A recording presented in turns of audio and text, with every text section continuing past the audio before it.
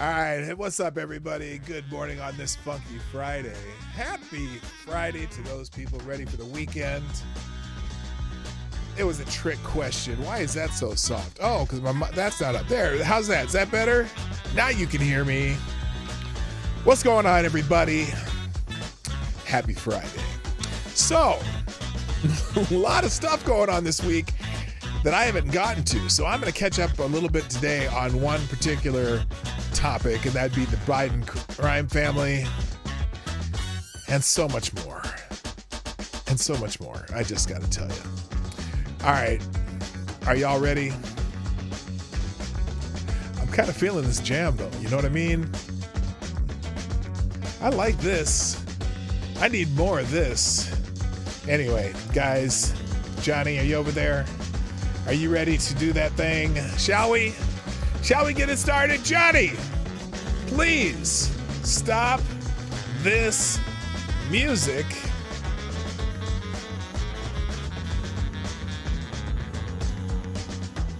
Okay.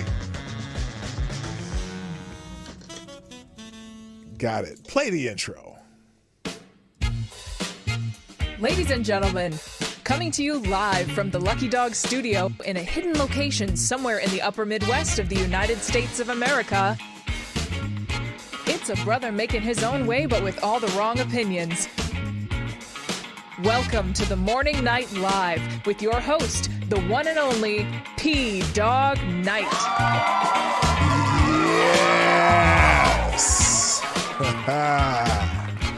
All right, Johnny, stop the music. Hello, everybody. Good morning. Welcome to the Morning Night Live. I'm your host, Marty, also known as P-Dog Knight on the internet, and welcome back to the P-Dog Knight channel, where every once in a while, I just dig out the plain old gray t-shirt. I don't know. Nothing fancy on this show. We just talk and enjoy each other's company. You know what I'm saying? Anyway, it's Friday, the 21st of July, 2023. And, I've been kind of picking topics this month that, well, not this month, this week. Just, I got a little more in depth on a few things, and I got caught up, or I got backed up on some things that are happening that maybe we should talk about those too. So we're going to get caught up on the new revelations this week on the Biden crime family. We're going to talk about some of the hearings that went on yesterday. We're going to be brief on that. You can watch all those clips and stuff from that on YouTube or Twitter or whatever, because they're all over the place. Everyone's playing those clips, especially the ones of what's his name? Robert Kennedy Jr. Because the Democrats are really going after his ass, aren't they? But there's a couple other things. One thing in particular I want to say, and I'll say that after the introductions, after the good mornings, after the hellos to everyone in the chat that are here already. Johnny's on the spot, all got here quick and clean. Kind of like President Obama, as Joe Biden would say. Anyway, so let's say hi to everybody and get it started. First to chat over on Rumble, Mr. Avocados Diabli, who gets the bell. Also, good morning, Jimmy Das Hotep, Mike Savage, Blarg. And that's everybody on Rumble. That's everybody who's showing their face on Rumble. Now, there's quite a few watching. Well, 7 watching over there. So just say hi over there and then go back to where you were watching on YouTube if you want to. I appreciate those who open windows at Rumble, though.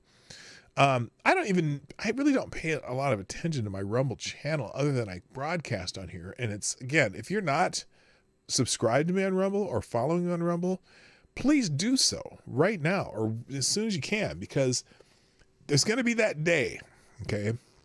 There's going to be that day where all of a sudden the show's not on YouTube for some reason. And it not because I want it that way, but that's just seems to be YouTube's push right now. And also every time I get one action on YouTube, for example, they demonetize my channel because of, I guess they say repetitive clips, which is interesting because 99% of my channel is live. You know what I mean? I have been putting more short videos on there, but if you go for the entire book of my channel, it's mostly live original content of me talking about shit. So I don't know how, but I think I have an idea what they're talking about, and so I'm going to appeal that and also give them a few choice words about how their system basically sucks. So and that'll be in video form on YouTube. So I'm actually going to post that video because that's what they said to do. So that's how I'm going to do it. Anyway, but make sure you follow me on Rumble, and then also follow me on Locals. I put the link in the links every day. And you don't have to subscribe to me on Local, although I would appreciate it, because Locals is basically my version of Patreon. I haven't really figured out. There's a couple people subscribe to me over there, paying subscribers, and I appreciate you very much. I haven't Locals and Rumbles. I still haven't figured out how to acquire the money that you put in, but I know I'll be able to. I just haven't figured it out. It'll happen. So I appreciate those who do that. And then what else? What was the other thing? Oh, and also you can subscribe to me on Odyssey too. All my replays are on Odyssey. I don't go live there right now. I'm going to stick to just YouTube and Rumble, and I may add Twitter as far as places to see the show live. But I always have had Odyssey as a backup channel to back up all the files, especially when YouTube has a tendency to arbitrarily take down videos. Like they'll tell me, oh, this video from 3 years ago we're taking down. Now the last one they did that to, they put back up because apparently it was a link in the description that they didn't like, which they said it was spam. It really wasn't. It was just a link to where the music that I got there came from, the royalty-free music I had on there. But anyway, that's enough of that stuff. So let's say hi to people on YouTube. First to chat is Somnambule Nation on YouTube. Well done. Also, good morning to Avocados Diabli. Nomads in the house. Also, good morning. Those ain't real, dude. Mike Savage, Blarg. Also, GDSOB, what's up? Good morning also. Tribute Liberty, what's up, my brother? Tyrant, what's Friday? I gotta do this. Tyrannus Alexandrius Dietrich Lich. Good morning. Also, Simon Wolfwood, Tex AG 007, Rotten Corpse, what's up? Good morning to Septus Wolf. If I got the bottom, Fake News Expert, and I think that's everybody. So, and Hoko 2025 Sports. Good morning to you too. Nice to have a new name in the chat. Now I don't know if you're new to the channel, Hoko, or if you've been just lurking in the past, but I appreciate you jumping in the chat now. And I also encourage you to tell other people to come join us. It's a fun little chat. Next Gen Troll is over on Rumble. Good morning. Happy Funky Friday to you too, sir. All right, let's get into the news because, man, if you try to find trending topics on Twitter today, there's basically one. One on the top trending topics today, and that is the passing of one of the more amazing artists of the 20th and early 21st century. And that would be none other than Tony Bennett. Tony Bennett passed away. What a bummer, man. But, let's put it this way. Tony Bennett. Now, I know I mentioned yesterday, Hook. I just didn't know if you've been here like weeks, months, years, and just change your name to something else. Tony Bennett, I think he's 95 years old. I mean, he lived a hell of a life. But here we are. AP story, Tony Bennett. Here, hang on. Tony Bennett, masterful stylist of music standards, American musical standards, dies at age 96. Tony Bennett, the eminent and timeless stylist whose devotion to classic American songs and a knack for creating new standards such as I Left My Heart in San Francisco, graced a decades-long career that brought him admirers from Frank Sinatra, Lady Gaga, to Lady Gaga. I can't even read. He died Friday night. He was 96 years, or Friday morning, excuse me. He was 96 years old, just 2 weeks short of his birthday. Publicist Sylvia Weiner confirmed Bennett's death to the Associated Press, saying he died in his hometown of New York.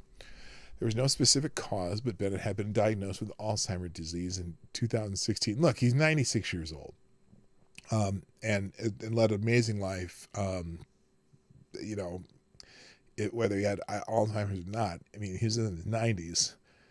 Anyway, the last of the great saloon singers of the mid-20th century, Bennett often said his lifelong ambition was to create a hit catalog rather than hit records. He released more than 70 albums, my God, bringing him 19 competitive Grammys, all but 2 after he reached his 60s. Wait, all but 2? So he didn't start winning Grammys until he was in his 60s. My goodness. Good morning, Reacción Puerto Rico. Godspeed, Tony. Dude was never involved in a scandal that I know of. Yeah, I don't think so. I think he led this amazing, clean life, known as just a great entertainer. Bennett didn't tell his own story when performing. He let the music speak instead. The Gershwins and Cole Porter, Irving Berlin, Jerome Kern. Unlike his friend and mentor Sinatra, he would interpret a song rather than embody it. If his singing and public life lacked the high drama of Sinatra's, Bennett appealed with an easy, courtly manner and an uncommonly rich and durable voice. A tenor who sang like a baritone, he called himself, that made him the master of caressing a ballad or brightening an up-tempo number. I enjoyed entertaining the audience, making them forget their problems, he told the Associated Press in 2006. I think people are touched if they hear something that's sincere and honest and maybe has a little sense of humor. I just like to make people feel good when I perform. Bennett was praised often by his peers, but never more meaningfully than by what Sinatra said in a 1965 Life magazine interview. Quote, "For my money, Tony Bennett is the best singer in the business. He excites me when I watch him. He moves me. He's a singer who gets across what the composer has in mind and probably a little more." So that's that's high praise, man. Get that from Frank Sinatra. And it's funny because it's kind of true. When I hear, a lot of times, you hear Tony Bennett sing, except maybe later in life, because he was such a, he became fairly ubiquitous once he did that MTV special, whatever, with, I think and also he did something, a special with Rod Stewart, I think, one time. But when Tony Bennett, the Tony Bennett songs, when you hear them, you don't think Tony Bennett, you think the song, I left my heart in San Francisco, versus Sinatra. When you Sinatra sang, you think Sinatra, it's so I don't know. I don't know if that makes sense to anyone. Good morning to my favorite Canadian Jaeger pony, by the way. So anyway, he not only survived the rise of rock music, but endured so long and so well that he gained new fans and collaborators, some young enough to be his grandchildren. In 2014, at age 88, Bennett broke his own record as the oldest living performer with a #1 album on the Billboard 200 chart for Cheek to Cheek, his duets project with Lady Gaga. 3 years later, he topped the charts with Duets 2, featuring such contemporary stars as Gaga, Carrie Underwood, and Amy Winehouse. Those were amazing albums, by the way. It was fun watching him do these duets with these younger stars. His rapport with Winehouse was captured in the Oscar-nominated documentary Amy, which showed Bennett patiently encouraging the insecure young singer through performances of Body and Soul. His final album, the 2021 release, Love for Sale, featured duets with Lady Gaga on the title track Night and Day and other Porter songs. So, and then there's more in the article, but I'm not going to go through the whole thing because they did a serious long tribute here. It continues for like 7 or 10, 12 more paragraphs. So anyway, good morning, Shrapnel. But it's interesting too, being this tribute to Tony Bennett. If you go in the trending topics on Twitter right now, almost It's funny how many of the top trends, they usually put like 20, 25 trends. They got 30 up here today. How many of them are Tony Bennett related? So you got Tony Bennett, #1 trending. You've got, this has changed since I did this earlier. I Left My Heart, Rags to Riches, which actually, I don't know if it was Rags to Riches really, that wasn't his, I don't know if that was his, necessarily his song, but he's, Fly Me to the Moon, that's Sinatra made that famous, but Tony Bennett also did that one. MTV Unplugged, his Unplugged episode was amazing. So it's interesting. A lot of people showing respect for Tony Bennett today. So rest in peace, sir. One of the great ones. I tip my coffee to you. By the way, the coffee's in this cup, I know this is not anything to do with Tony Bennett, but this cup is from the California Surf Museum in Oceanside, California. If you ever get to Oceanside, if you go to San Diego, about 45 minutes north is Oceanside, California. And there's a surfing museum there. It's really, actually, we just went there on a whim, not knowing a damn thing about surfing. It was actually very cool. It was a very cool place. Also, I don't know the name of the girl who, she was a pro surfer, and she got attacked by a shark and she lost her arm, and then she continued surfing after that, and she's still surfing as a pro right now. Well, the surfboard that she was riding when when the shark attacked her is in the surf museum, and has a big old bite out of it and everything. And then there's pictures of her and the little film about her story and stuff. So that's pretty interesting. Anyway, good morning to those ain't real, dude. How you doing? That'll turn your coffee game right. No, there's a cool cup, man. It's got a couple VW buses on it. Doesn't have an 11 window one though. But still, it's a cool cup. So, all right, shall we continue now? Some other topics that are happening, just that happen to be trending. Bud Light is trending. Again, it's trending quite often. Now this is weird. This is Liv TikTok says Stacey Lawton promotes Bud Light to his followers on TikTok after the Dylan Mulvaney controversy. Stacey is the nation's first transgender elected state rep who was arrested for child porn and child exploitation. Okay, there you go. Bud Light represents groups. So yeah, this is that. I don't know if you heard about this. He got arrested.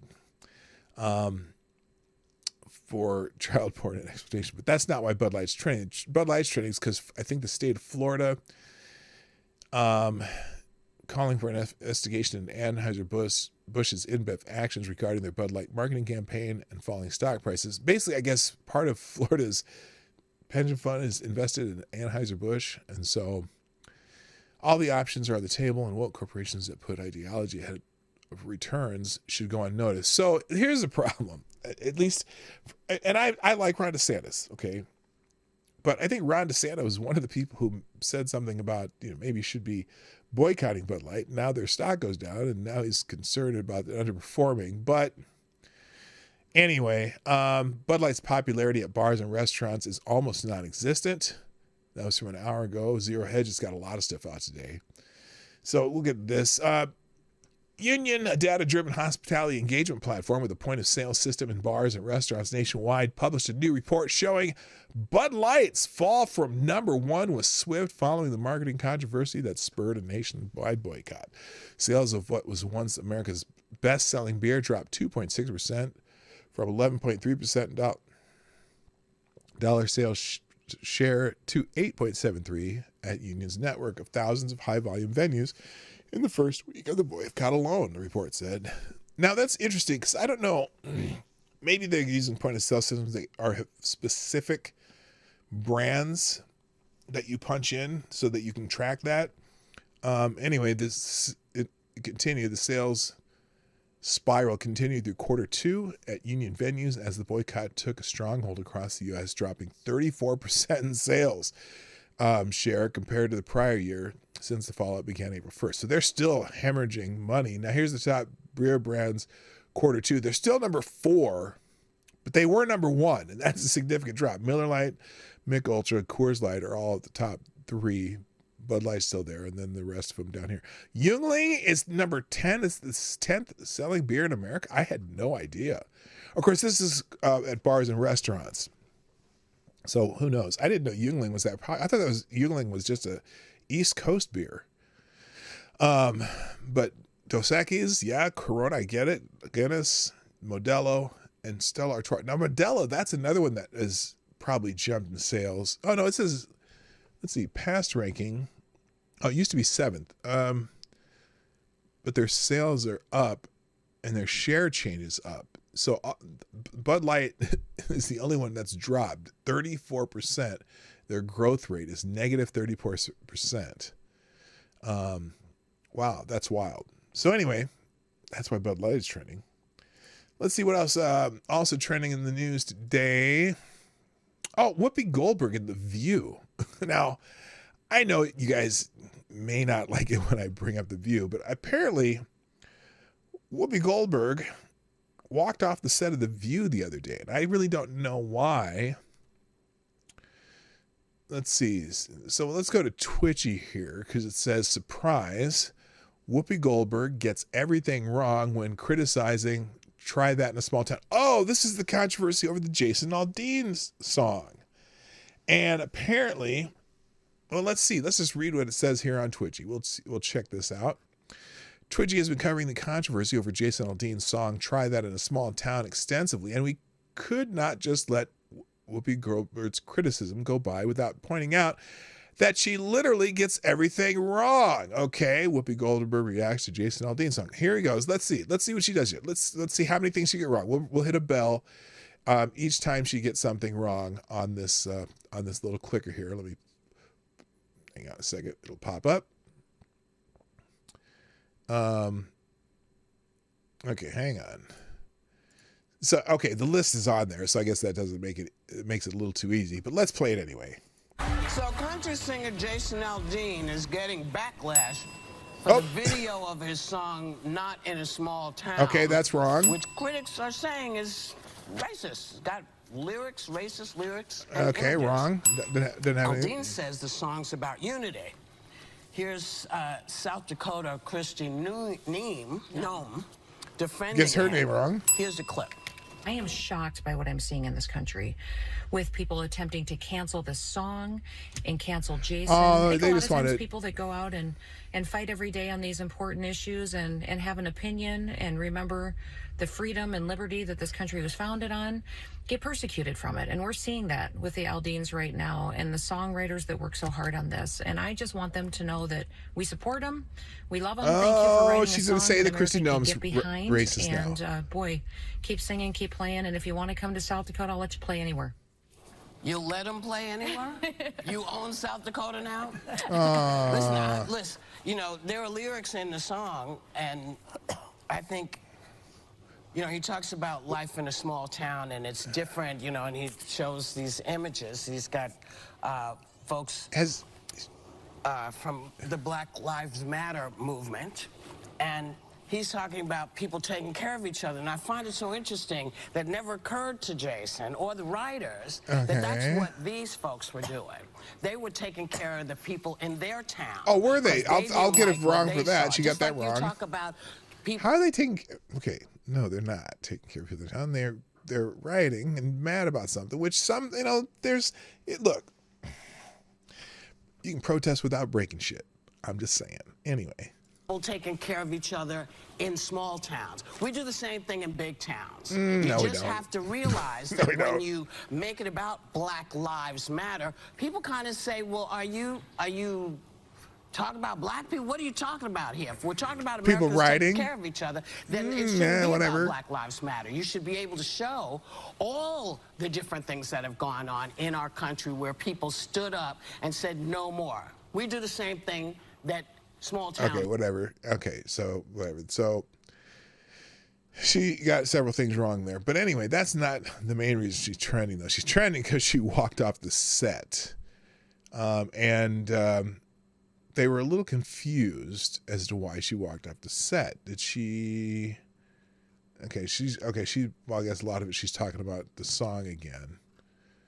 Okay, well, I don't care. It's the view. I'll leave the links in here. You can figure out what the hell why they're doing it.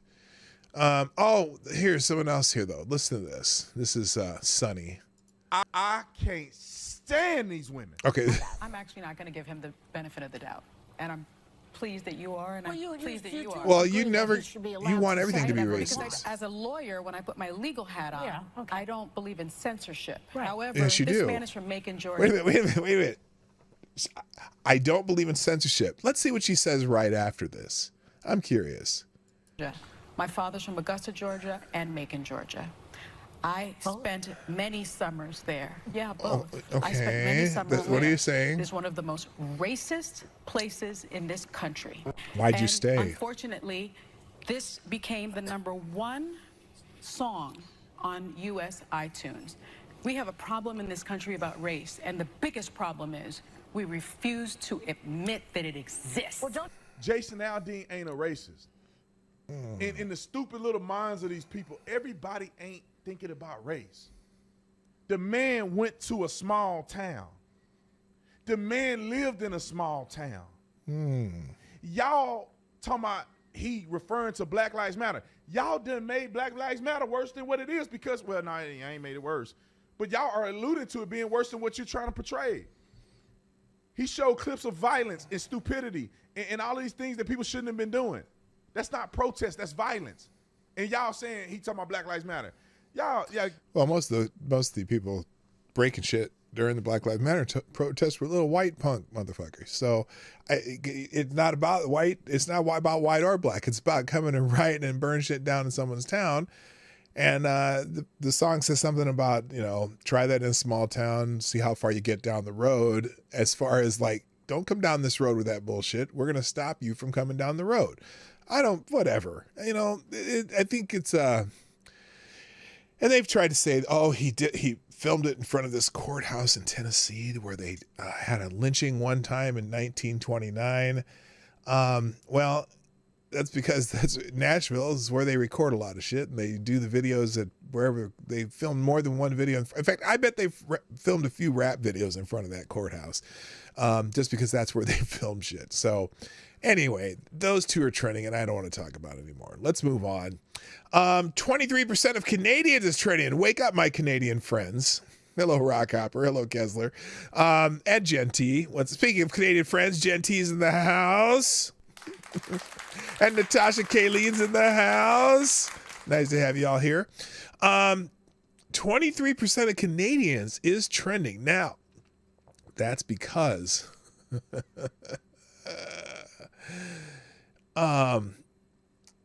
only, let's see. Okay, wait a minute. I'm trying to figure out what, because there are a couple little conflicting things here. According to CTV News, 23% of Canadians, only 23% of Canadians think the feds are doing a good job spending money, according to a survey. So let's look at this survey real quick, because I want to see what it says. Okay? Less than a quarter of Canadians are happy with how the government spends money, according to an Ipsos survey. Oh, well, there you go.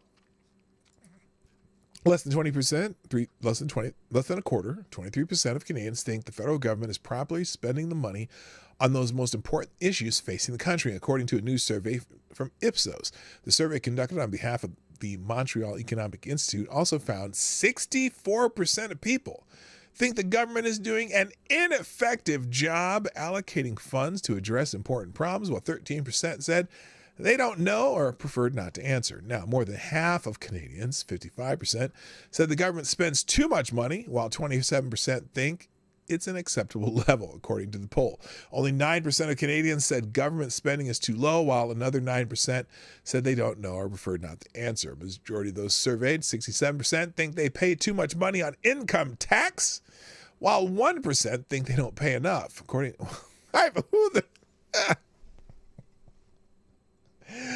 the hell ever says, I just don't think I pay enough income tax?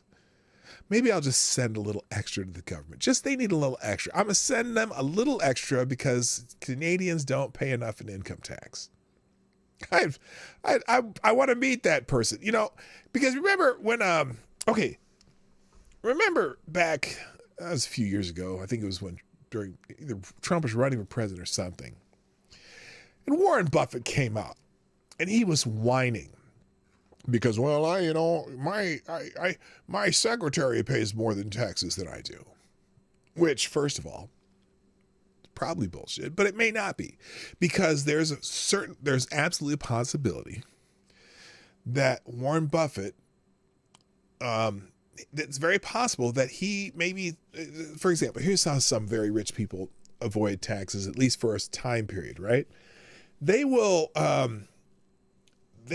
borrow money to live on rather than liquidate assets on which they have to pay taxes. So they'll borrow money and they'll live on that, right?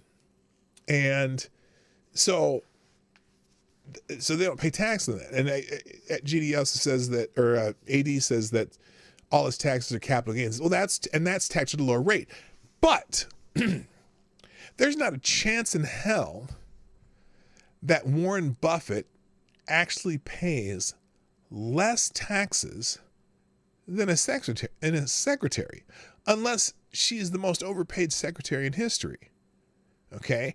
She's just talking about a tax rate. Well, if Warren Buffett doesn't think he pays enough taxes, or just thinks that, maybe he should be paying at the same effective rate as his secretary, there's nothing in this world from stopping him from sending more money to the government. You know what, Warren?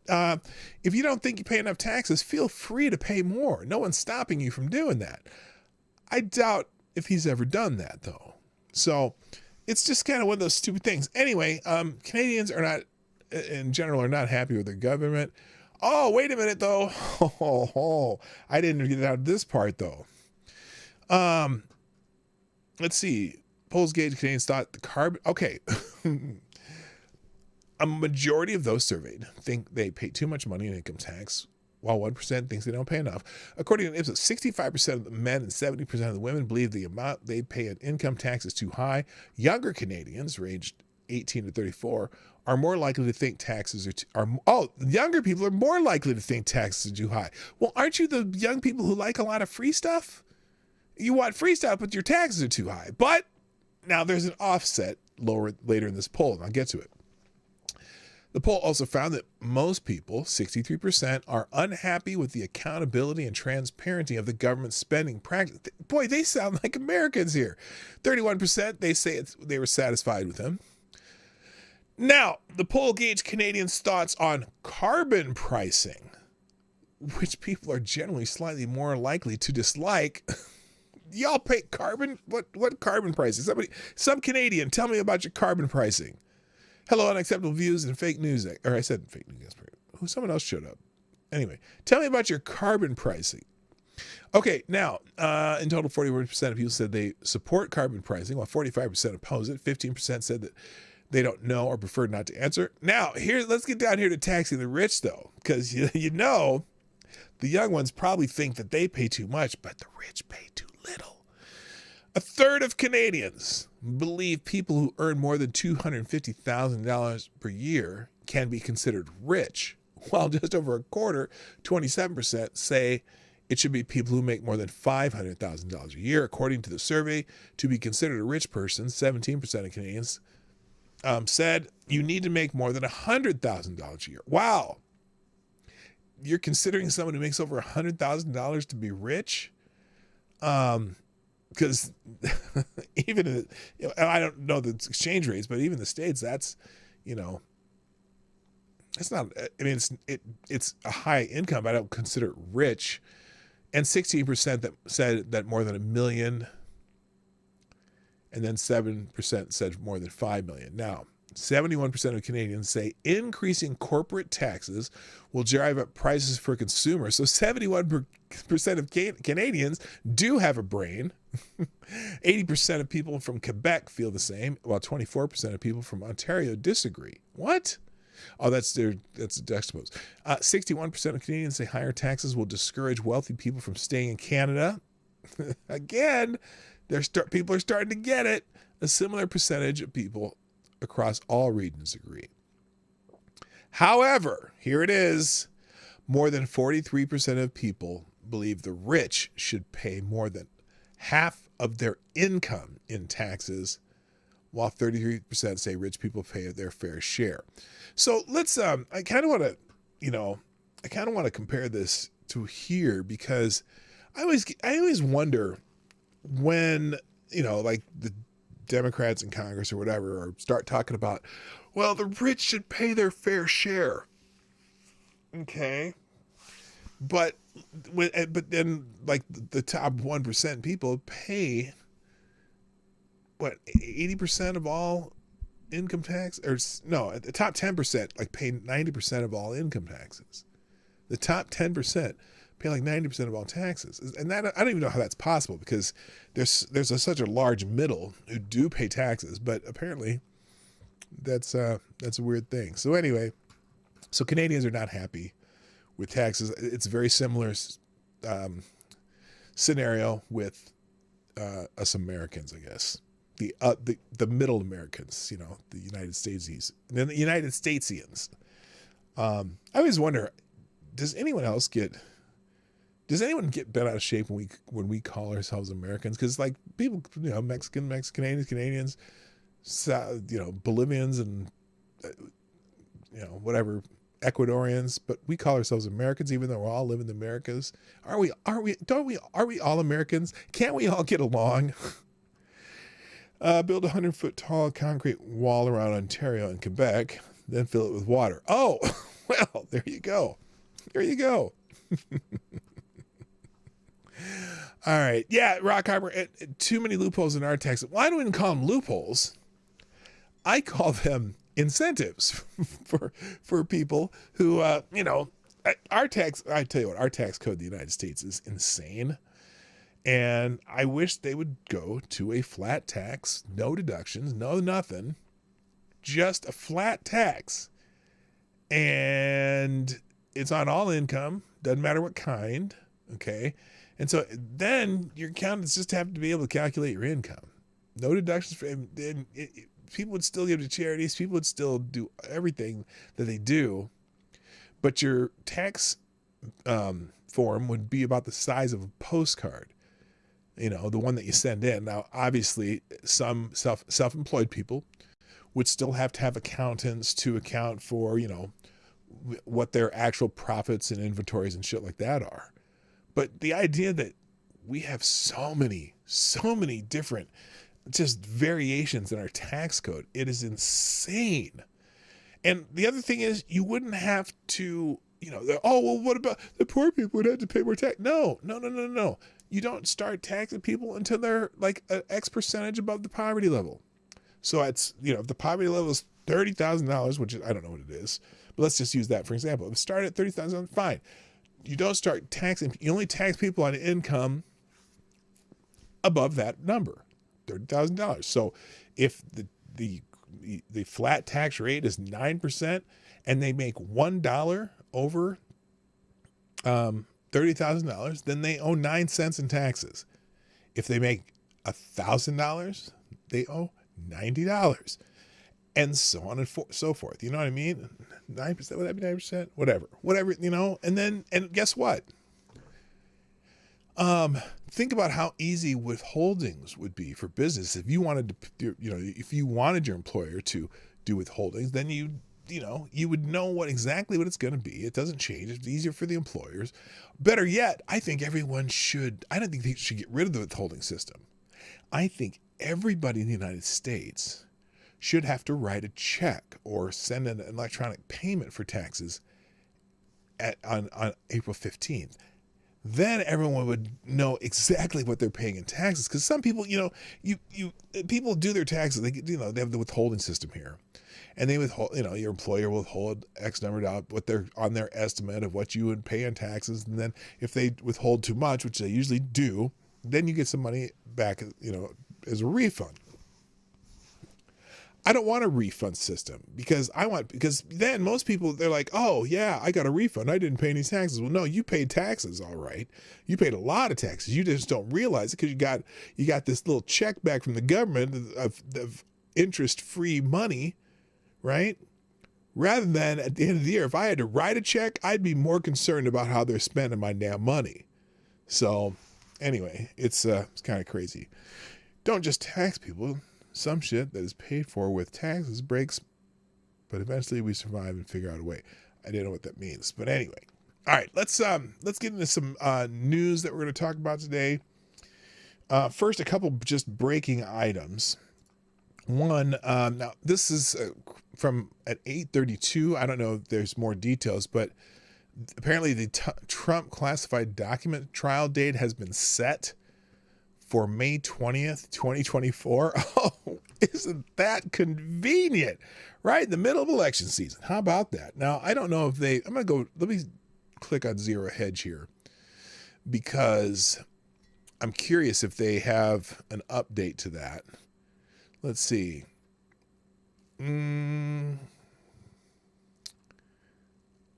Let's see. Trump link SPAC soars after SEC settlement. Resolution clears one obstacle to DUI's merger with Trump. Okay, that's something else. Let's see. Doesn't look like they have.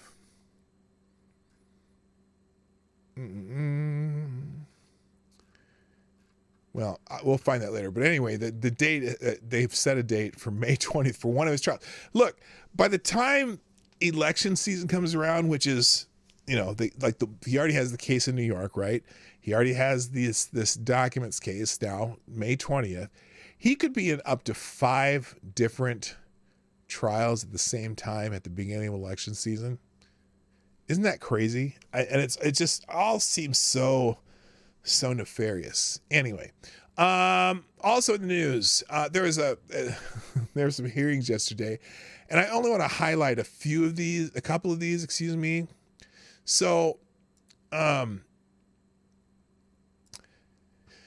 in a hearing, this is also from Zero Hedge, in a hearing marred by contentious interruptions and attempts by House Democrats to remove him as a witness, Robert F. Kennedy Jr., CHD chairman on leave from Children's Health Defense, testified before the U.S. House hearing organized by the subcommittee on the weaponization of the federal government. Now, they're really mad that they're even having this going on. But anyway, the subcommittee operating within the House Judiciary Committee said today's hearing was intended to examine the federal government's role in censoring Americans, big tech's collusion with out-of-control government agencies to silence speech, and the ongoing Missouri versus Biden lawsuit alleging government censorship. Other witnesses who testified today, John Sauer, Special Assistant Attorney General for Louisiana, an attorney for the plaintiffs in the Missouri versus Biden case, Breitbart journalist Emma Jo Morris, who in 2020 first revealed the now infamous Hunter Biden laptop story, and Maya Wiley, President and CEO of the Leadership Conference on Civil and Human Rights.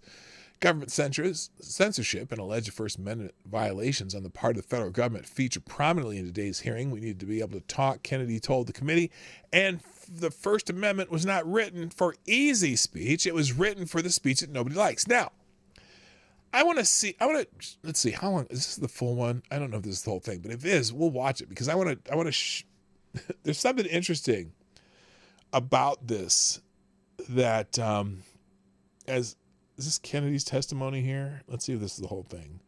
No, this is only 50. I want to put it aside. Okay, this is only 59 seconds of his opening statement. Oh no, this is his opening statement. I want to listen to this. I'm not going to stop it. I'm going to watch the whole thing, but there's a few things he said in here that made my ears perk up that I think he kind of got wrong. Okay, so but what happened was he got invited to this committee. Several Democrats on the committee were trying to close down his testimony. They wanted to remove him from the witness list, which is ironic since it's a hearing on censorship. And then they wanted to put it behind closed doors, which is ironic because it's this hearing on censorship. And right now, Democrats are really, really just ripping into him because he's announced for president. And apparently the establishment Democrats don't want anyone running against Joe Biden, when in reality, I think they really want Joe Biden gone. But they don't want it to be Robert Kennedy. They probably want it to be Gavin Newsom or Michelle Obama or someone who they can consider another Obama fourth term, because we're in the middle of Obama's third term right now with Joseph Rahim Biden. But let's listen to some of his testimony. There's a couple things I want to make about what he says here. So let's go full screen. And here we go.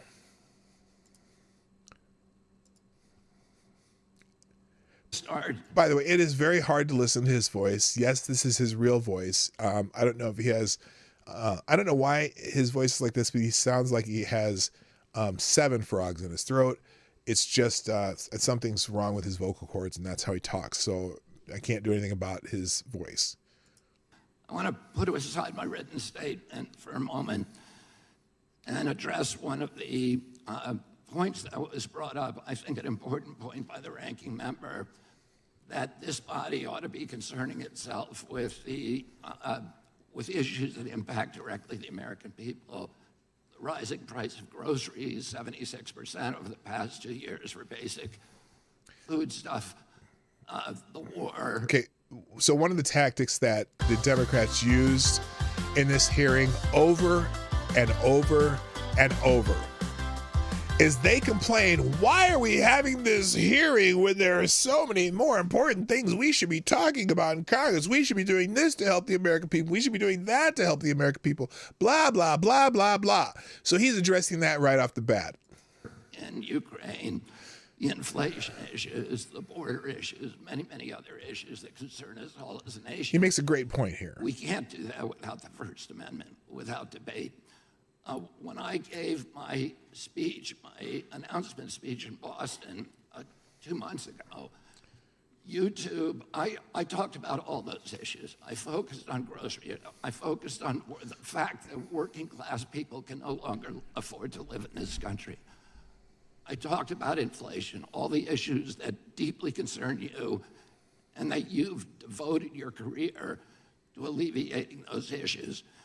5 minutes into my speech, when I was talking about Paul Revere, YouTube deplatformed me.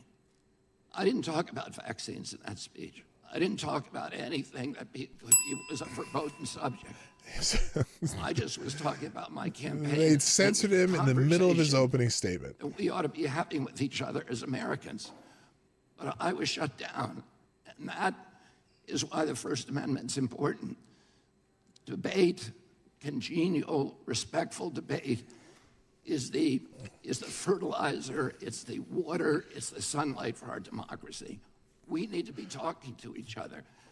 Now, this is a letter that many of you signed. Many of my fellow Democrats. These Democrats signed a letter trying to keep him from this hearing. My life to the values of this party. This 102 people signed this. This itself is evidence of the problem that this hearing was convened to address. This is an attempt to censor a censorship hearing. The charges in this, and by the way, censorship is antithetical to our party. It was appalling to my father, to my uncle, to FDR, to Harry Truman, to Thomas Jefferson, as the chairman referred to. It is the basis for democracy. It sets us apart from all of the previous forms of government. We need to be able to talk, and the First Amendment was not written for easy speech. It was written for the speech that nobody likes you for. And hell yes. Spot on. I was censored not just by the Democratic administration, I was censored by the Trump administration.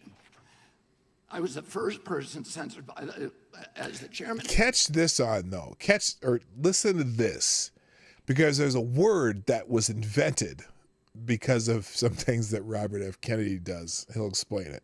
Pointed out by the Biden administration 2 days after it came into office. It ordered a truthful, and by the way, they had to invent a new word called malinformation to censor people. Sound familiar? There was no misinformation. Malinformation? Everything I put on that account was cited and sourced to peer-reviewed publications or government databases. Nobody has ever pointed to a single piece of misinformation that I published. I was removed for something they called malinformation. Malinformation is information that is true, but is inconvenient to the government that they don't want people to hear. And that's antithetical to the values of our country. After I announced my presidency, it became more difficult for people to censor me outright. So now I'm subject to this new form of censorship, which is called targeted propaganda. Here it is. People apply pejoratives like anti-vax. I've never been anti-vaccine, but everybody in this room probably believes that I have been, because that's the prevailing narrative. Anti-Semitism, racism, these are the most appalling, disgusting pejoratives, and they're applied to me to silence me, because people don't want me to have that conversation about the war, about groceries, about inflation, about the war on the middle class in this country that we need to be having. And by the way, I want to say this while I'm on the record. Real quick. Now listen to this, because this is, here's the part where I go, okay, but, and I'll tell you what I mean. That in my entire life, and why I'm under oath, in my entire life, I have never uttered a phrase that was either racist or anti-Semitic. I have spent my life fighting my professional career, fighting for Israel, for the protection of Israel. I have a better record on Israel than anybody in this chamber today. I'm the only person who was publicly... Okay, I'm going to skip this. Okay, here's what happened. Okay, so apparently he did this speech somewhere where he was talking about, he's talking about COVID rates. He was citing some data about populations that did or did not get COVID. And they're accusing him of making a racist statement, saying and claiming that that COVID was engineered to that in a way that it doesn't affect Chinese people and Ashkenazi Jews. And so they're trying to say, because he was showing about the data that it didn't affect those people as much, that he was saying that it was engineered specifically to not hurt those populations. And the Democrats jumped all over that, calling him racist, xenophobe, and he's a big supporter of Israel. So it's the idea that he's and also complaining, they're saying that being Jewish is a race, whatever. Now he's defending himself against this, right? In his opening statement. Here's my issue that he kind of gets wrong, okay? Although, okay, here's my point. Let's say he did say racist and anti-Semitic things. He's still covered by the First Amendment. He doesn't say it's not, but I want to make that point.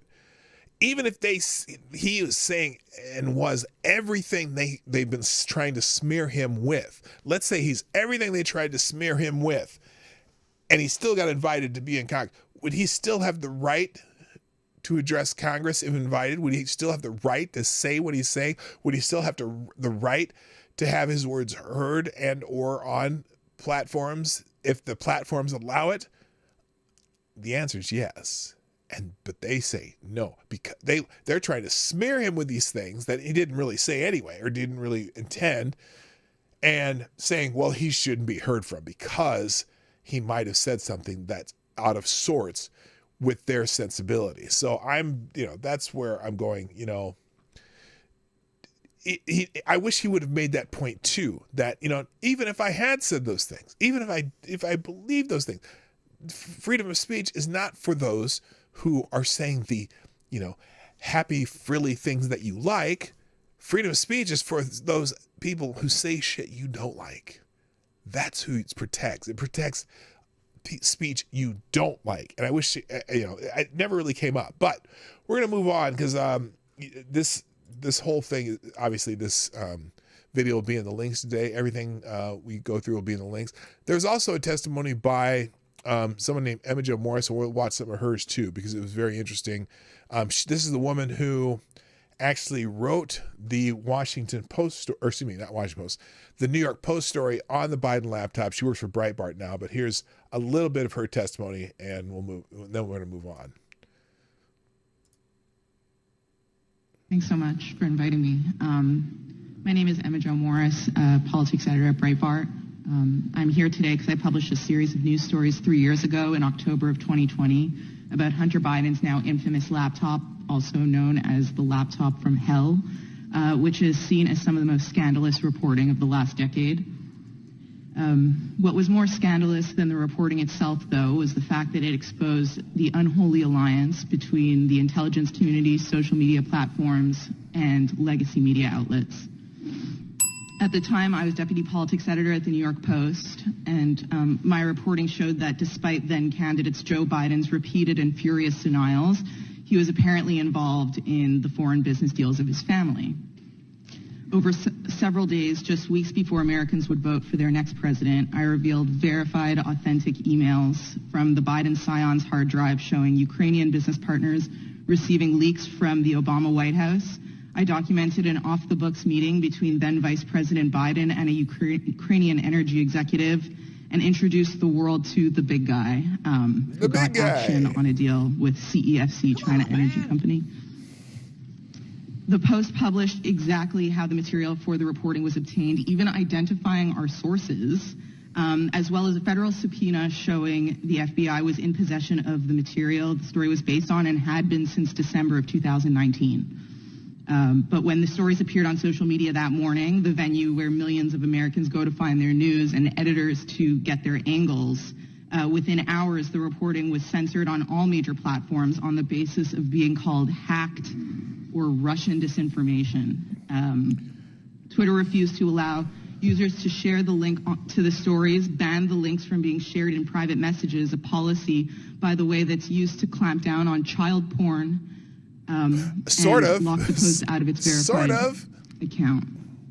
Facebook said it would curb distribution. Okay, and now reach of the I'm going to link stop on there. its That's just a little However, the refresher. stories were That's just a little refresher on what's part of the hearings about. And there's a little interesting update here. Wait a minute, where is it? Oh shoot, here we go. Oh no, did I close it? Oh no, I must have closed it. Anyway, now it's being reported that Twitter was also told that the laptop was genuine by the FBI, even though they told him to censor it. That's some recent reporting on that. That's why I wanted to bring that up. So anyway, that's a whole other thing. Let's see.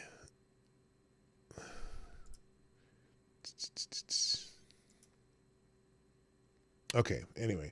There's also a clip here from Jonathan Capehart talking to Hugh Hewitt talking to him when they're talking about the 2 tiers of justice. I'm gonna skip that because I need to get to the main topic today, and that would be the Biden crime family. Before I do that, thank you, Tyre Alexander, for sponsoring the show today. And Tyre, you are the new Streamlabs superstar sponsor of the day, dropping a small bullet in the tip jar. Who says, on the matter of taxes, on my job, we get a finger hut-sized box about various charities we can donate to. I would like that for government programs. Let me choose where my money goes. The programs I support gets funded. The programs I don't get nothing. Oh, man, I wish we could do it that way. But anyway, thank you, Tyler. Yeah, that's how we, I think at UPS it's the United Way, and you can check what charity the money that you donate to. So I'm not a fan of the United Way, but one of the charities on there was the Egan Foundation, which is a scholarship program for the high school in my neighborhood, or the high school district that my kids went to, and so we still donate to that. And so it's just an easy way to do that every month. But otherwise, don't donate to the United Way. Shh, I should never say that. Okay, let's get into the main topic today, which is the Biden crime family, because there's a whole bunch of stuff going on. If you want to check out, though, some of the other things that are in the links. This is Hugh Hewitt talking to Jonathan Capehart from the Washington Post, saying what I see Republicans generally talking about is that what they perceive as being two tiers of justice, one for Democrats in power in D.C. and one for Republicans, especially those associated with Donald Trump, and that's a problem for the rule of law. Spot on, Hugh Hewitt. Also, David Frum is a little upset because now listen to this. So I wanted you to his tweet here is, they swore up and down they wouldn't send girls and women to prison for having abortions. They lied. Oh, now let's just do a quick look at what he's talking about. You can read the articles later. So he's upset about this case in Nebraska because this woman who used abortion pills to have an abortion, they say that they're sending her to jail for having an abortion. And in fact, here's the New York Times headline. Nebraska teen who used pills to end pregnancy gets 90 days in jail. Now, there's a little problem with that headline, okay? It's not that she used pills to end her pregnancy 6-7 weeks in or whatever. This is a woman who changed her mind about having a baby and used pills to end the pregnancy at 30 weeks.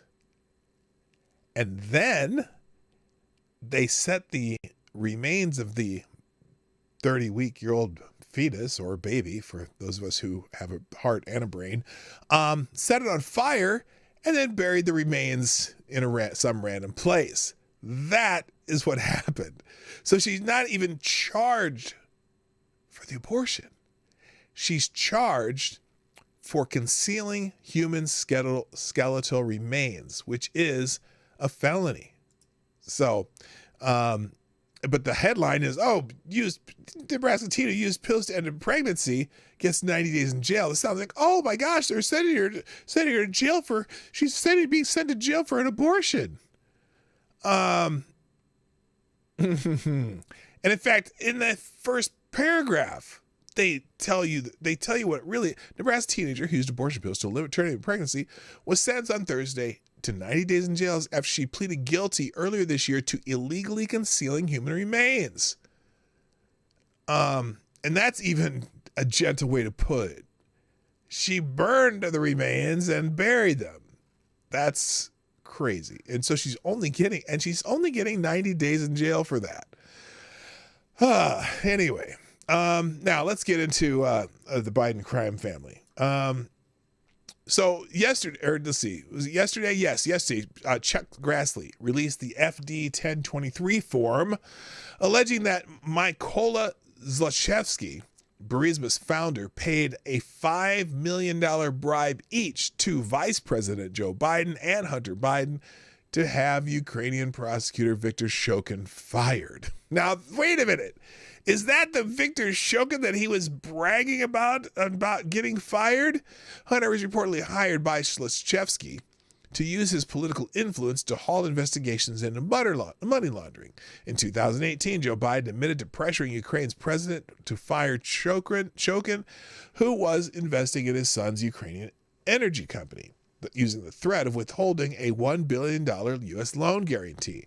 In 2020, Ukrainian officials seized a $6 billion cash bribe linked to Zlochevsky, aimed at stopping an investigation into Burisma's founder. The bribe was found in the form of $100 bills wrapped in rubber bands and held in plastic bags. So, now, the FBI source revealed that Zlochevsky believed it would take a decade to untangle the money trail, but he couldn't anticipate Hunter Biden leaving his laptop at a repair shop, which exposed his Burisma deputy setting up Hunter's Maltese bank account. Now, remember, Maltese is one of those great countries where it's pretty easy to hide money and launder money and all that stuff. And in fact, one of these Maltese banks got raided recently. So, leaked phone conversation shows the Vice President Joe Biden leveraging a $1 billion loan for the removal of Ukraine's prosecutor general. Ukraine's President Poroshenko admits to firing the prosecutor who was investigating Hunter Biden's Burisma holdings without any corruption charges. against him. Biden, tell me that there's a new government and a new prosecutor in general. I'm prepared to do a public signing of the commitment for the $1 billion. Poroshenko says, despite the fact that we didn't have any corruption charges, we don't have any information about him doing something wrong. I asked him to resign. Okay, so and then the video that we've seen over and over, him admitting that he pressured, the president on the $1 billion loan guarantee to fire the prosecutor. Now, Burisma's CEO said that it cost $5 million to pay one Biden and $5 million to another Biden to fire the prosecutor investigating his company. Don't worry, Hunter, we'll take care of all those issues through his dad. That's a quote in this reporting from the whistleblower. According to Hunter, although Hunter, quote, was stupid and his dog was smart, because he thought Hunter was a dimwit. Now, the Burisma CEO said he did not send any funds directly to the big guy, which would be Joe Biden. It would take them, investigators, 10 years to find records. So somehow they made a list of payments. Now, the Burisma CEO claimed to possess text messages, wire transfer statements, and 17 recordings, 2 with Joe Biden and 15 with Hunter Biden, showing he was forced to pay the Bidens to ensure the firing of Victor Shokin. The FBI concealed this information has concealed this information since January 2019. And then Miranda Devine has an article in the New York Post about this. So now, what's funny about this, Democrats are still saying, well, this hasn't been confirmed. We don't have any, you say you have recordings. We haven't seen the recordings. We don't believe this, right? And I'm like, wait a minute. Aren't you the same people who believed the Steele dossier without any questions? You just automatically believe it and it's proven to be false. Are you just being cautious or are you just lying? So we'll get into some articles here from, here's the Daily Wire version. FBI allegedly informed Twitter. Oh, this is on the Hunter. This is the story I was talking about earlier. A senior FBI official allegedly informed Twitter that the abandoned laptop believed to have belonged to Hunter Biden was real on the same day the New York Post story broke the news about the device's contents, in a story that Twitter went on to censor, according to newly released testimony. Oh, wait a minute. They knew? They knew? Laura Deblow, the section chief of the FBI's Foreign Influence Task Force, spoke with the House Judiciary Committee and Subcommittee on the Weaponization of the Federal Government this week. House Judiciary Republicans announced on Thursday. Citing her testimony, Chairman Jim Jordan, a Republican from Ohio, said in a new letter that the FITF attended a previously scheduled meeting with Twitter on October 14, 2020, the morning on which the Post published its smoking gun email story. And during that discussion, a Twitter employee asked FITF about the authenticity of the laptop. And so the test, let's see, she says, I remember having a conversation with, or being involved in a conversation with Twitter, and I honestly can't recall if this was repeated to me. I might have been a few minutes late to the meeting, or if I actually overheard it, Demo said, according to excerpt from her testimony. But it was relayed to me later that somebody from Twitter, I don't recall who, I'm not sure who, somebody from Twitter essentially asked whether the laptop was real. She added, and one of the FBI folks who was on the call did inform and confirm that, yes, it was, before another participant jumped in and said, no further comment. So one of the FBI agents said, oh, yes, it is real. Oh, wait, I'm sorry. I was supposed to say no comment.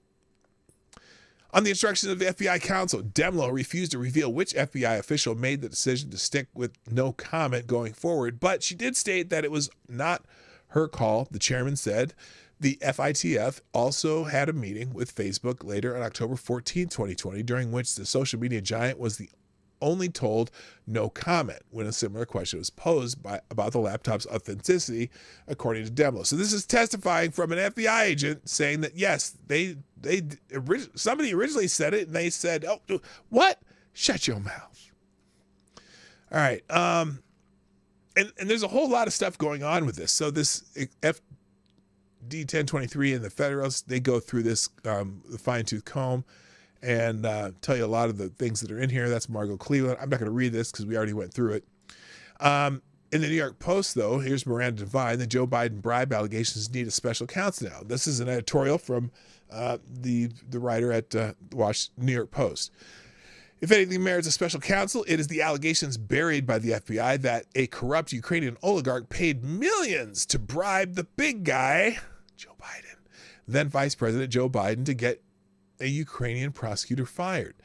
The grave allegations contained in an FBI document released Thursday by Senator Chuck Grassley came to light only because of a patriotic whistleblower. It is an outrage that the FBI Director Christopher Wray tried to hide the so-called FD 1023 document from Congressional Oversight Committee members. It is also an outrage that Delaware U.S. Attorney David Weiss buried it again when provided with the document in 2020 by Attorney General Bill Barr.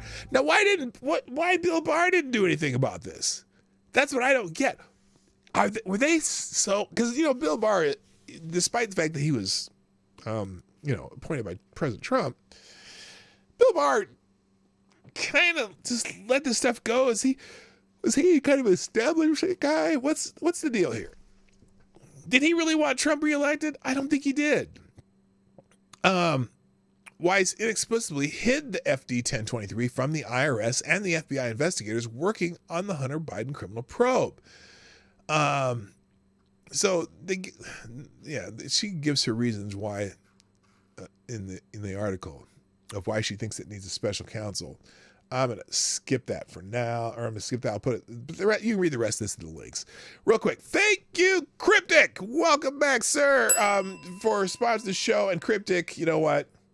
You are the new Streamlabs Superstar sponsor of the day. Thank you very much.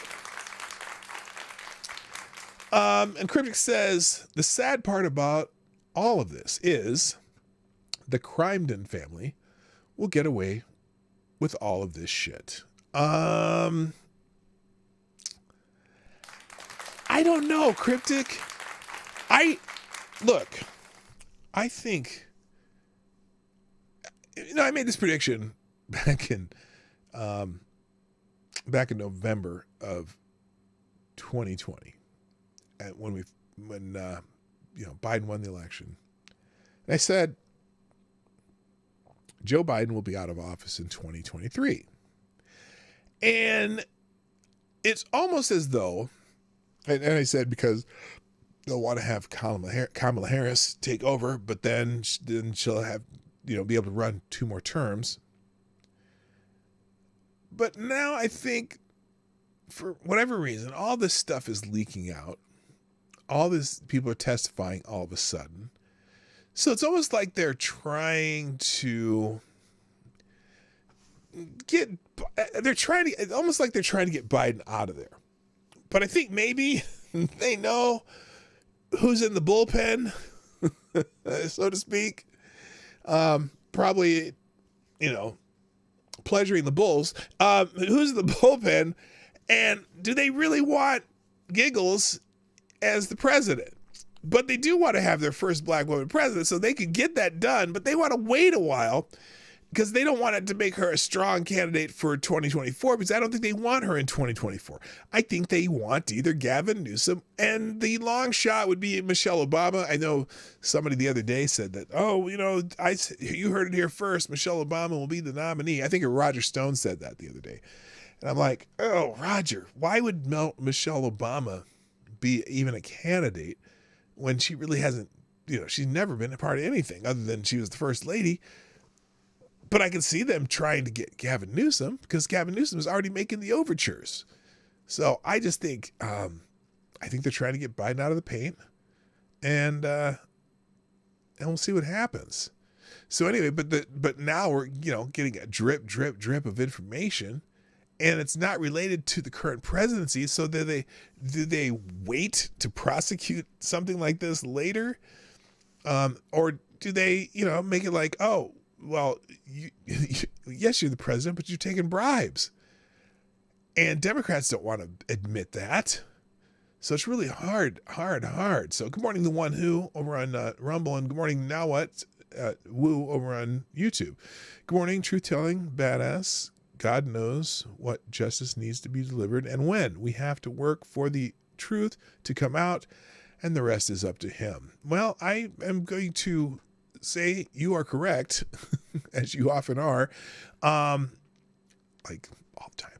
And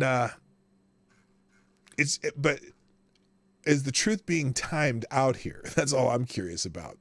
All right, a couple other articles we'll get done. Over on Breitbart, document FBI knew about the big guy Joe Biden's Ukraine business before laptop from hell reporting.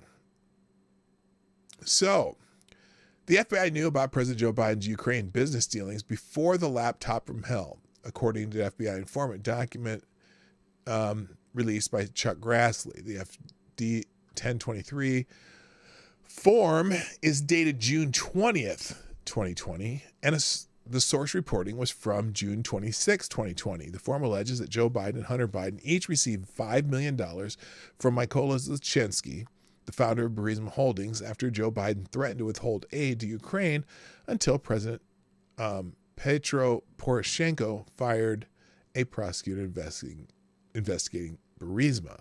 Okay, that was a mouthful. They did a lot of he, theys, and what's nots, and I don't know which was one's which, but hopefully you understood it. Now, it also confirms Breitbart News reporting that the FBI's informant document said that Hunter and Joe Biden allegedly coerced the Burisma executive into paying them $10 million in bribes, along with Grassley's claim that the FBI's informant said Zlochevsky kept 17 audio recordings of his conversations with Hunter and Joe Biden as an insurance policy. So here's Chuck Grassley. How long is this?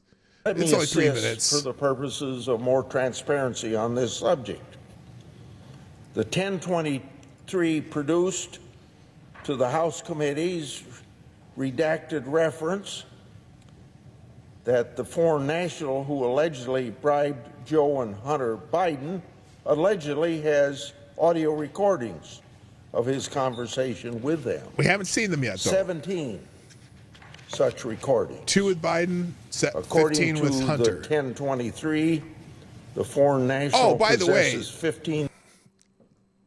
This is the FBI had this document, right? The FBI. This is an FBI document.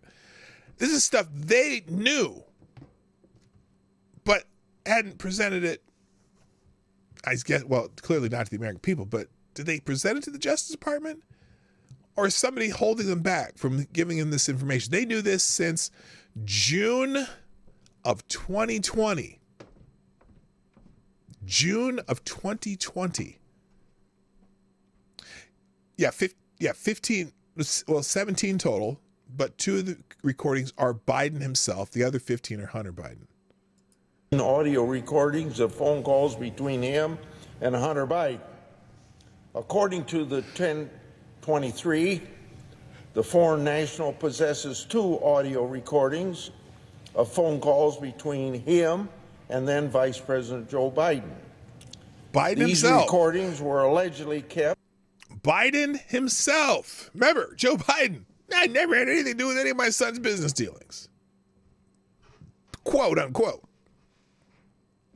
2 of the recordings are with Biden about this.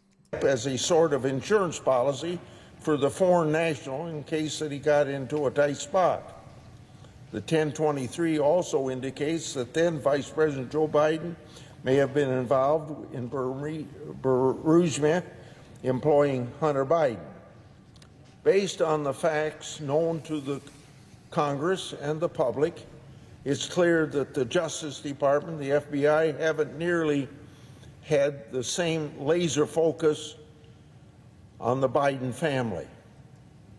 Special Counsel Jack Smith has used a recording against former President Trump. Well, what is U.S. Attorney Weiss doing with respect to these alleged Joe and Hunter Biden recordings that are apparently relevant Not doing to anything the at all. high-stakes bribery scheme? Nada. Zills. Zippo. Getting a full and complete 1023 is critical for the American people to know. All right, it's taking too long for Chuck to get through this. Chuck's kind of old too, so, and I resemble that remark. Tire, I know. Anyway, so all right, we're gonna move on and hit these last two articles and get out of here because I gotta go. In the Daily Caller. Oh, this was the New York Post. Wait, how long is this clip? On October 19th, 5 days. Okay, we're going back to this hearing because this is kind of funny. When the New York Post, in that congressional hearing that we were watching before, they asked them kind of a summary from each of the witnesses, and this is the witness from the person from the New York Post. And this is kind of humorous here. She, is this the one? Oh, yeah. This is just where she has a little chuckle. Here we go. On October 19th, 5 days after the Post began publishing, Politico ran a story headlined, Hunter Biden's story is Russian disinfo, dozens of former intel officials say. God, I can't even say that with a straight face, statement. You know? Politico printed a letter completely uncritically from veteran members of the U.S. intelligence community, falsely claiming that the Post expose has, quote, all of the classic earmarks of a Russian information operation. Oh my God. Most notable among the signatories of that letter were Jim Clapper from former DNI, Michael Hayden, former CIA, John Brennan, former CIA, despite having such damaged credibility. Okay, wait. And again, this letter from 51 agents, for former intelligence officials, that was actually solicited by was it James Baker? Somebody solicited this letter, right?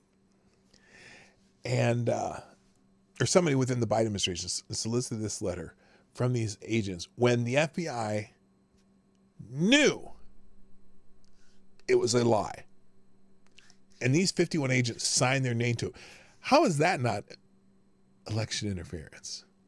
How is that not, now granted, they didn't do it under oath, but how is that not some kind of racketeering or something? There's got to be a charge for that. They lied about something the FBI knew was true. Anyway, that was kind of out of context because that wasn't where we're going. Anyway, the other articles left here. 6 ridiculous narratives Democrats tried in response to the IRS whistleblowers damning Biden testimony. Okay, that was the other day. One, the orange man bad. How dare Republicans say two-tier justicism because that implies black and white or racial. Never mind the whistleblowers. Let's talk about Rudy and the arms dealer. Merely a misunderstanding. It was just a misunderstanding. It was just a misunderstanding. Just difference of opinion, and there's no evidence. Oh, there's plenty of evidence. So you can read that in the Federalist. In Breitbart, NBC's Vitale. Oh, this is the NBC people kind of poo-pooing the IRS, or excuse me, the whistleblowers. How long is this clip? Well, let's now talk about what Chuck Grassley, the senator from Iowa, did just a few minutes ago. He released a redacted FBI informant document. Oh no, related to Hunter Biden's business dealings. I've never seen any redacted material come from the federal government and the feds, right? President Biden.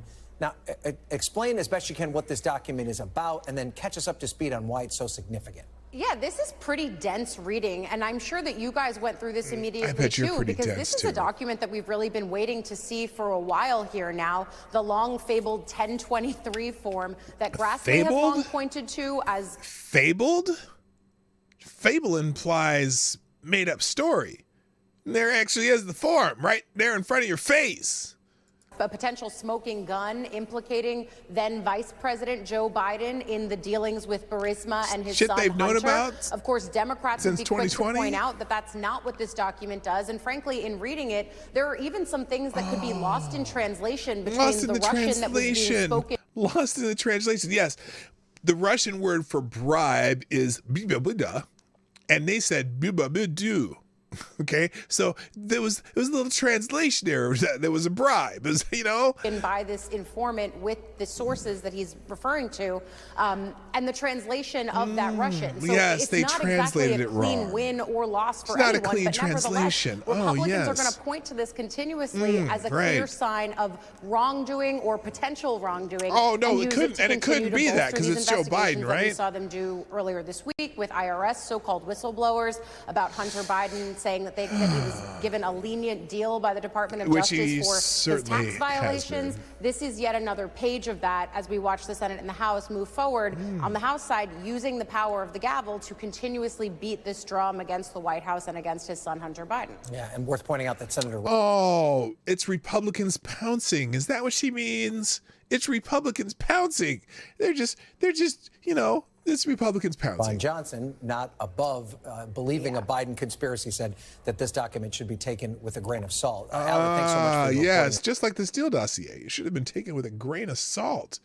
And then let's see, the last one here. It's the same. This is another one. Yeah, lost in the translation. So there's 2 articles from Breitbart on that. All right, guys, I got to call it a day. And I got to call it a week. It's a week. Hey, don't click the button before you hit the like button. Click that first. And also, I'm going to drop all these links in the description and also in the chat during the outro. So if you want to see some of those articles, they'll be in the chat in a few seconds. They'll be in the descriptions on both Rumble and YouTube later in the day. That's it for today. That's it for this week. Hey, I hope you all have a great weekend planned. I don't. I'm going to clean the pool and we might hang out in the pool, but we got to clean our house this weekend because we're going to declutter some areas of the house. I am going to declutter some areas of the house that I use more than anybody else because I have recovery coming up and I won't be able to do it when we go on vacation. So that's my weekend. And I hope you have something better planned. Go see something. Go somewhere nearby that you've never seen or never done before. And make it a little mini vacation if you don't have more than just a few days off. Anyway, thanks, everybody. It's time for me to go. Hope you have a great weekend. My name is P Dog Knight. And I'm out of here. Bye-bye. Have a great weekend. Hey, this is P-Dog Knight, and thank you for watching today on the P-Dog Knight channel. If you have an observation or remark you'd like to make about this video or my channel, I absolutely welcome you to write it in the comment section down below. I really look forward to hearing from you. And before you go, if you like what you saw but you're not already subscribed, please make sure you hit the subscribe button and definitely click that bell that pops up afterwards so you'll be notified when I post new videos or when we go live. I broadcast my live show, The Morning Night Live, Monday through Friday at 10 o'clock Eastern, 9 o'clock Central. A special thank you to all the supporters of this channel who share our videos on social media and who make donations through Streamlabs, YouTube, Venmo, and Cash App, which are all linked in the description down below. Thanks again, and until next time, I'm P Dog Knight, and I'm out of here.